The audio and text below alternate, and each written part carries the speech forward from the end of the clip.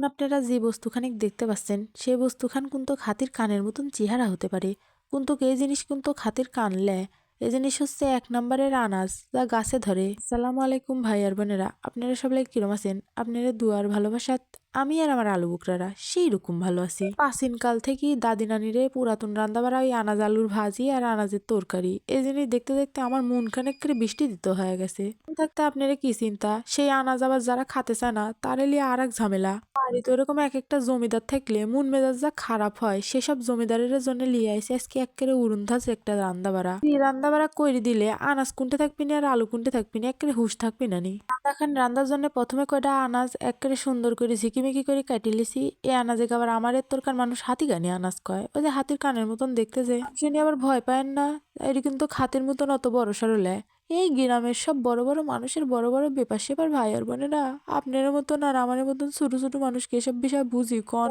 তাই কানাজগুনি সুন্দর করে কাটি বেশি ধুইয়া লিয়া, আলুগুনিকেও কাটি বেশি ধুয়া লিছি। লিয়া সারি আবার কয়টা পেঁয়াজ আর কাঁচামরিচ সুন্দর করে কাটি বেশি ধুয়া লিছি। লিয়া ওই একখান মাছের মাথা লিছি। আর কব দুঃখের কথা ভাই আর বোনেরা, মানুষের বাড়িতে আনাজ খায় না আর আমার বাড়িতে মাছের মাথা খায় না। সেই 1971 সাল থেকে ফ্রিজের মধ্যে ওই মাথা খান পড়ে আছে। তো ভাবনু আজকে আনাজ আর ওই মাথা খান দিয়ে একটা জমক খাবার দাবার রান্ধি দিব।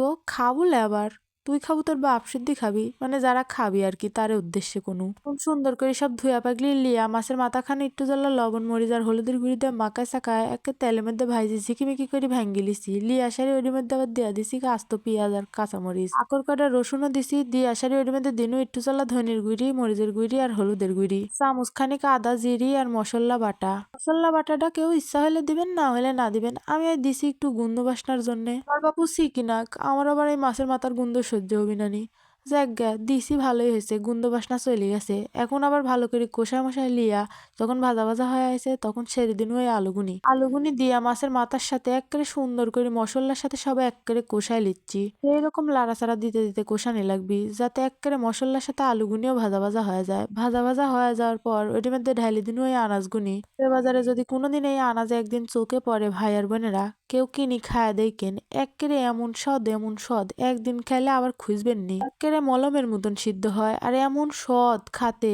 আনাজের এই ছানা ভর্তাও সেইরম স্বাদ, আবার যা রানবেন একেবারে গলি যায়। আনাজ দিয়া খানিক কষা মশা লিয়া ঢিকি দিয়া লাড়ি সারি লিয়া আবার পানি দিছি। দিয়া সে ঢাকনা খান খুলি লিয়া একেবারে সুন্নি দিয়া সুন্দর করে ডলন মারি মারি একেবারে আনাজ আর আলু গলি দিচ্ছি। এমন গোলা গোলা করতে হবে যাতে আনাজ আর আলু একেবারে মিলেমিশে একাকার হয়ে যায়। আনাজ আলুর ভালোবাসা রে, তোর মতন ভালোবাসা আমার মনেও নাই। একসাথে কতই ভালো মানাস, অথচ তোরে কেউ খাতে চায় না, কি দুঃখ। আমি এই দুজনে যেভাবে রান্না বাড়া করছি এরম করে একদিন খালি বাড়িতে রান্ধি দেখেন, যারা এই আনাজ একদিনও খাতে চায় না তারাই হাট থেকে যায় নিজের হাতে আপনি কিনে এনে দিবি যে এই রান্না খাওয়ার জন্যে। আনাজগুনি আর আলুগুনিকে একসাথে কি সুন্দর একে দেখা যাচ্ছে দেখছেন, মনে হচ্ছে একেবারে রাজজুটক দিব। তারপরে একটু জল্লা জালমাল দিয়ে একেবারে কি সুন্দর একখান ঘাটি ঘাটি তরকারি হয়েছে দেখছেন। যারা যারা রান্না খান দেখলেন বাড়িতে এরম করে রান্ধি খাওয়ায়েন সবলাক আর নিজেও খায়েন। তো লাইক কমেন্ট শেয়ার করেন, সবলাই ভালো থাকেন, আল্লাহ হাফেজ।